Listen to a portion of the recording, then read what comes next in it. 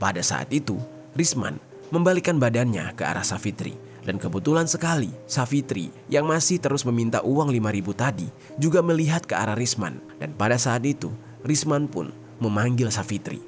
Halo Sobat Pena, apa kabar hari ini? Assalamualaikum warahmatullahi wabarakatuh. Hari ini, kita akan kembali membahas kejadian-kejadian mengerikan, kisah nyata yang terjadi di muka bumi ini. Cerita kali ini terjadi pada tahun 2023, tepatnya di kota Medan. Mengisahkan tentang seorang laki-laki tua yang dikenal sebagai seorang ustadz dengan citra yang cukup baik di mata masyarakat sekitar. Namun, laki-laki tua tersebut dengan tega melakukan aksi yang sangat keji terhadap perempuan yang berkebutuhan khusus.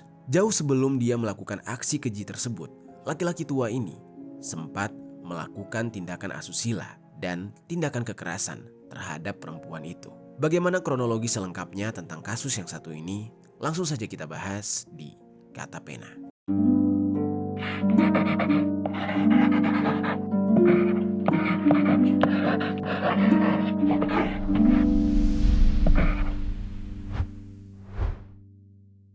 Risman Harahap terdakwa disertai terhadap gadis disabilitas dituntut 10 tahun penjara.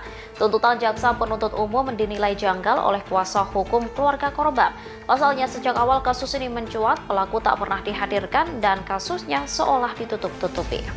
Sebelum kita mulai ke ceritanya, jangan lupa untuk subscribe channel ini dan bagikan video ini ke teman-teman kalian.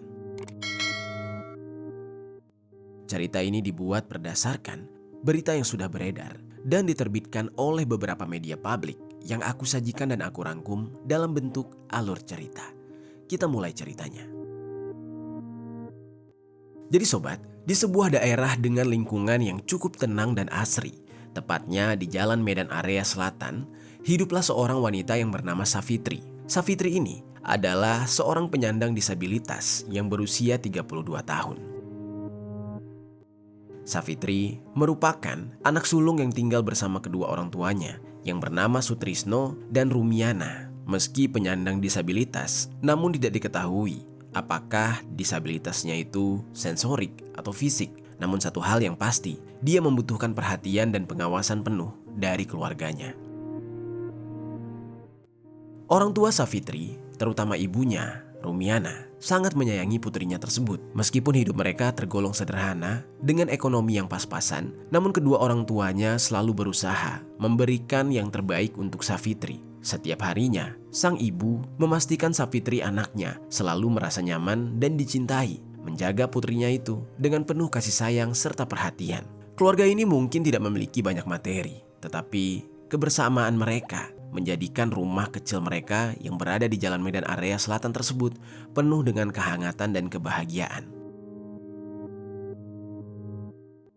Lalu, di sisi lain, di lingkungan tempat mereka tinggal, ternyata tinggallah seorang laki-laki tua yang bernama Risman Harahap. Risman ini, rumahnya masih satu desa dengan Savitri. Sehari-harinya, Risman dikenal sebagai seorang ustadz. Dia cukup bijaksana dan dihormati oleh banyak orang sekitar. Tidak banyak informasi yang bisa kita dapatkan mengenai latar belakang Risman. Namun, kebaikan dan kebijaksanaan diri Risman membuatnya jadi dikagumi oleh banyak orang dan dijadikan sebagai teladan yang baik di daerah tersebut. Bukan hanya sekedar tokoh masyarakat, dia ini dianggap sebagai ulama. Bahkan dia juga membina beberapa ormas keagamaan. Namun sobat, di balik penampilan Risman yang baik hati ini, ternyata Risman menyimpan banyak rahasia kelam. Dia merupakan laki-laki tua yang memiliki sifat bejat, nafsu yang tidak bisa tertahankan, dan keinginan yang tidak terkendali, membuat dia berani melakukan hal-hal yang tidak terbayangkan. Bahkan dia sempat berimajinasi untuk melakukan hubungan badan dengan orang-orang yang dia kenal. Bahkan dia juga ingin mencoba dengan orang-orang yang tidak dia kenal. Namun hal itu belum berani dia lakukan langsung karena tidak adanya kesempatan dan rasa takut akan citranya. Karena dia dikenal sebagai sosok yang alim dan juga pemuka agama. Makanya dia tidak bisa melampiaskan semua nafsunya tersebut. Lalu tibalah pada suatu hari, sekitar tanggal 21 November tahun 2022, tepatnya jam 8 pagi. Di saat itu, ayah Savitri, yaitu Sudirgo, sedang berada di luar. Dia sedang menelpon istrinya, Rumiana, untuk mengajak istrinya tersebut mengambil sembako di sekitar Jalan Emas Serengas 2, Kecamatan Medan Area, Kota Medan, tepatnya di depan Yang Lim Plaza. Pada saat diajak oleh suaminya, awalnya Rumiana ini menolak untuk ikut dengan alasan dia harus menjaga sang anak, Savitri. Mendengar alasan tersebut, Sudirgo pun mengatakan kurang lebih seperti ini. "Udah, kamu ikut aja, kamu bawa aja anak kita, sekalian kita cari angin," ucap Sudirgo. Mendengar ajakan suaminya, Rumiana pun menjawab kurang lebih seperti ini. "Ya udah, sebentar ya Pak, aku siap-siap dulu, aku urusin Savitri." Dan setelah itu, barulah akhirnya Sudirgo pun pulang ke rumah untuk menjemput istrinya, Rumiana, serta anaknya Savitri. Setelah bersiap-siap, mereka bertiga pun pergi bersama. Pada saat itu, setibanya mereka di tempat pembagian sembako tersebut, mereka mengantri untuk beberapa saat. Dan di saat urusan mereka itu hampir selesai, tiba-tiba saja Rumiana kebelet untuk ke kamar mandi. Karena pada saat yang bersamaan Sudirgo juga sibuk mengurus pengambilan sembako. Makanya Rumiana pun menitipkan anaknya kepada seseorang yang dia kenal di sana, yang bernama Sutrisno. Maksud Rumiana menitipkan Savitri kepada Sutrisno dikarenakan dia tidak mau anaknya yang menyandang disabilitas tersebut nantinya bakal kemana-mana. Takutnya kalau tidak dititipkan, Savitri yang ada malah pergi dan malah mengacau di lokasi tersebut.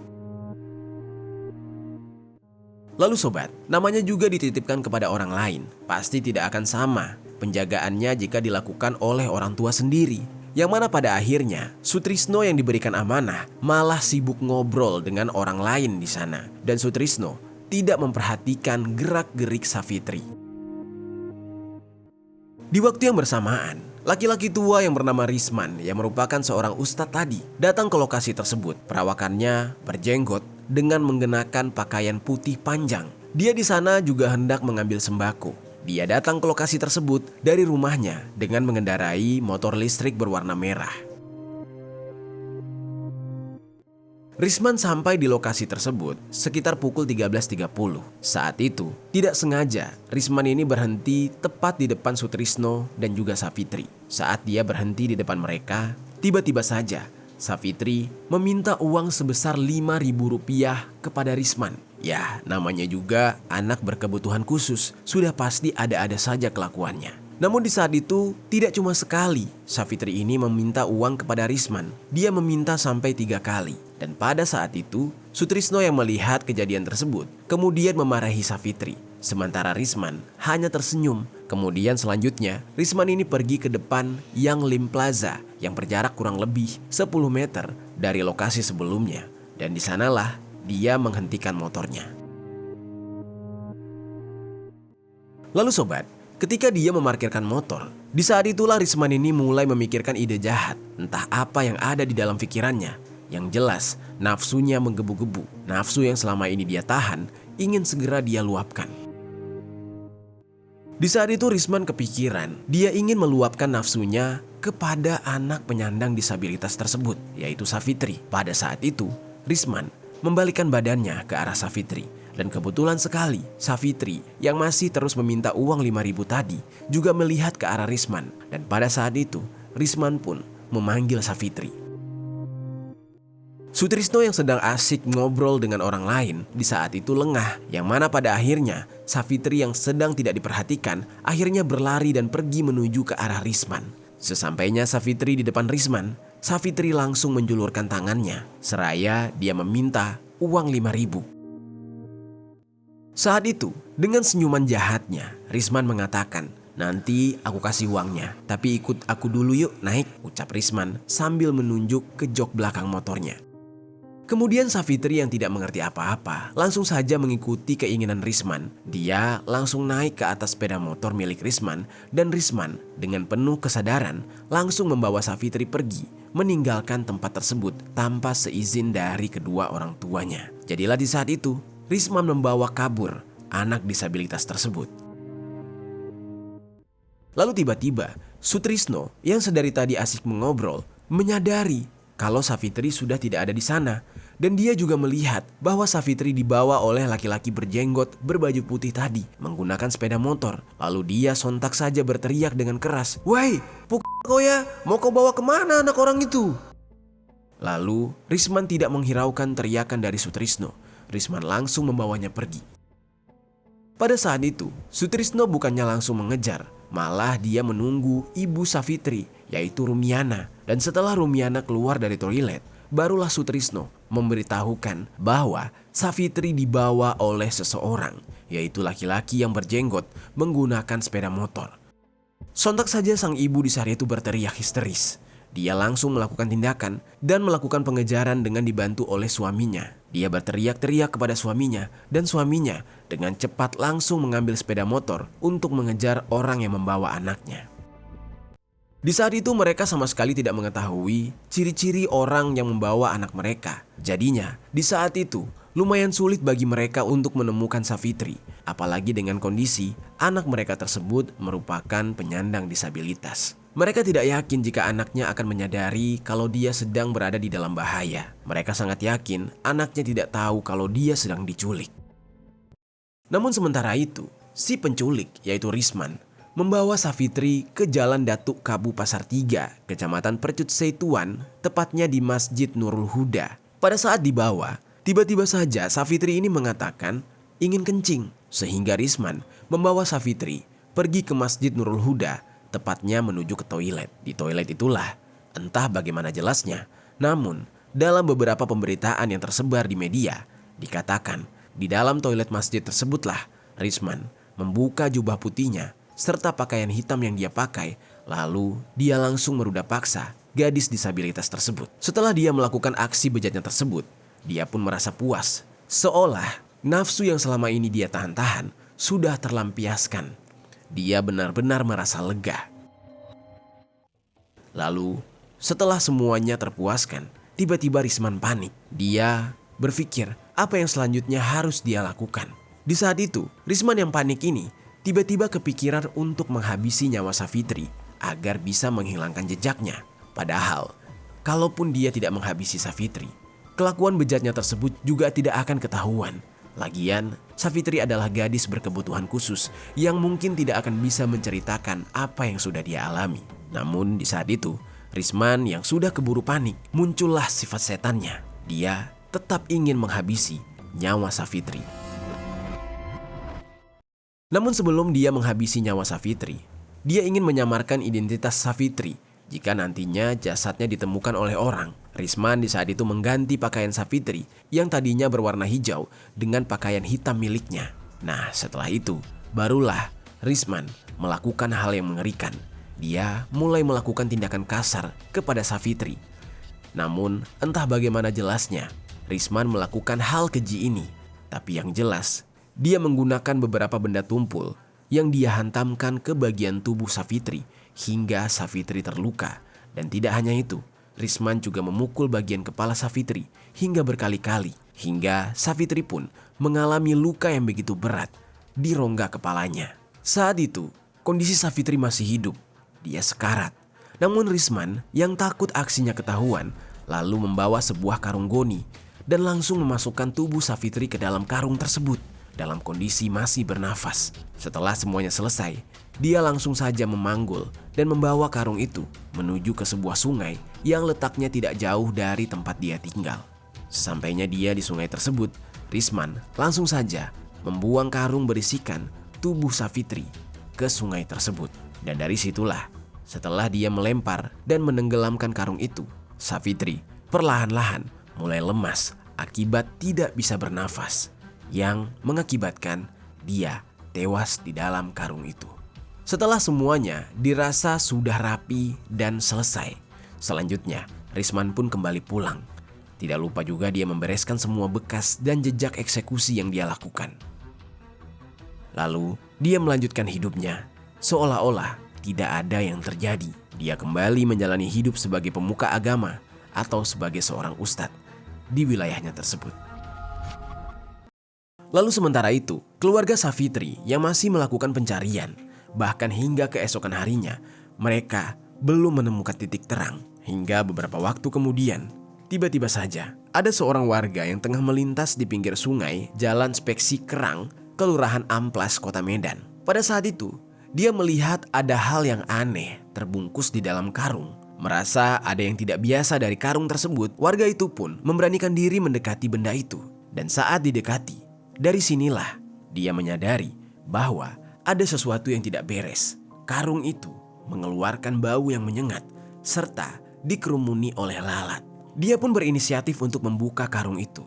Dan ketika karung itu dibuka, betapa terkejutnya dia melihat sesosok tubuh manusia di dalam karung. Dalam keadaan yang syok, warga tersebut selanjutnya berteriak dan berlari menuju keramaian untuk meminta bantuan. Seketika warga pun berbondong-bondong langsung menuju ke TKP. Dan tidak hanya itu, beberapa warga juga kemudian melaporkan penemuan tersebut kepada pihak kepolisian. Yang mana hal ini kemudian dengan cepat membawa pihak kepolisian untuk datang ke TKP. Pihak kepolisian langsung melakukan evakuasi. Jasad korban dibawa ke rumah sakit untuk dilakukan pemeriksaan lebih lanjut. Sementara itu, beberapa anggota kepolisian lainnya melakukan pemeriksaan lebih lanjut terkait siapa pelaku dari kasus mengerikan ini. Dan sambil menunggu pelaku diusut, hasil pemeriksaan jenazah pun telah selesai dilakukan. Dan jenazah teridentifikasi bernama Savitri. Pada tanggal 24 November, berdasarkan hasil visum, di tubuh Savitri terdapat luka memar pada kelopak atas dan kelopak bawah mata kanan dan kirinya. Bagian dada, anggota gerak bagian bawah kanan, anggota gerak bawah kiri, dan juga bibir kecil kemaluannya dijumpai luka lecet pada bahu serta tungkai bawah kanan. Dan ada luka robek di bagian alat vitalnya. Dari hasil pemeriksaan, Savitri dinyatakan meninggal dunia karena ditenggelamkan, bukan karena dianiaya. Pada saat itu, ditemukan adanya pasir di dalam saluran nafas bagian atas serta saluran makan bagian atas. Dan tidak hanya itu, setelah hasil pemeriksaan jenazah keluar, identifikasi pelaku juga ditemukan. Pelaku dari kasus tersebut merupakan seorang laki-laki yang bernama Risman, yang merupakan seorang ustadz. Setelah semuanya jelas dan jenazah sudah dipastikan merupakan Savitri, selanjutnya pihak kepolisian langsung menghubungi pihak keluarga. Keluarga Savitri di saat itu yang mendapatkan berita dari pihak kepolisian sangat terkejut. Mereka menangis sejadi-jadinya. Mereka mengamuk. Mereka meminta keadilan untuk anak mereka. Teriakan histeris keluarga itu sampai ketika mereka tiba di rumah sakit untuk memastikan jasad itu adalah benar-benar Savitri, anak mereka. Lalu sobat, pihak kepolisian yang sudah mengantongi identitas pelaku tidak membutuhkan waktu lama, langsung saja melakukan pengejaran dan berhasil menangkap Risman di daerah Kecamatan Percut Setuan, Deli Serdang. Dia di saat itu dibawa ke kantor polisi tanpa adanya perlawanan. Dan sesampainya di kantor polisi, dia langsung diinterogasi. Lalu setelah melakukan pemeriksaan yang mendalam, pada tanggal 27 September 2023, Risman mengakui semua perbuatannya dan dia pun dijatuhi hukuman penjara selama 13 tahun oleh Majelis Hakim Pengadilan Negeri Medan yang diketuai oleh Hakim Kamozaru Waruwu. Putusan tersebut juga diketahui lebih berat daripada tuntutan jaksa penuntut umum yang sebelumnya menuntut Risman dengan pidana penjara selama 10 tahun. Risman juga tetap dihukum untuk membayar restitusi atau ganti rugi kepada keluarga korban sebesar 253 juta berdasarkan surat LPS. Sementara itu, jenazah dari Savitri telah dipulangkan kepada pihak keluarga untuk dimakamkan dengan layak di daerah tempat mereka tinggal.